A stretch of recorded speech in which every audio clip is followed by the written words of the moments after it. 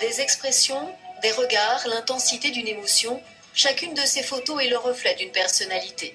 Celle de ces femmes et de ces hommes, sourds, malentendants, qui se sont prêtés au jeu, laissant les photographes capturer ce qu'ils ont de plus intime en eux.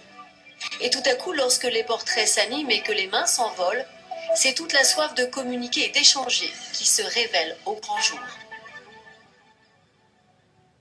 Elle est belle la photo, hein, regardez ça. Ce sont des mains. Et c'est vrai que généralement les photos elles sont magnifiques, mais celle-ci elle est bien représentative au niveau de l'émotion, de l'amour ressenti. Je la trouve magnifique. Cette expo photo est comme une porte ouverte, une main tendue vers les entendants, pour qui le monde des sourds reste bien mystérieux. Cette population sourde est aussi insérée dans une société d'entendants et que cette société finalement devrait davantage les mettre en avant. Les gens devraient davantage se mobiliser aussi et apprendre la langue des signes. Apprendre à communiquer avec les sourds et surtout valoriser leurs compétences.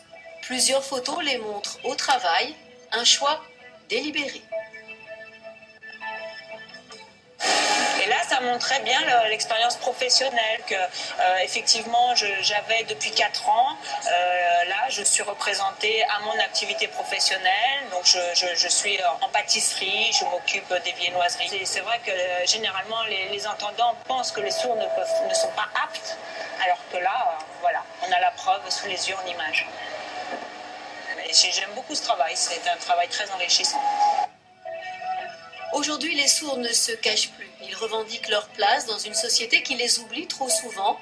L'invisible au grand jour, une expo à voir jusqu'au 8 octobre.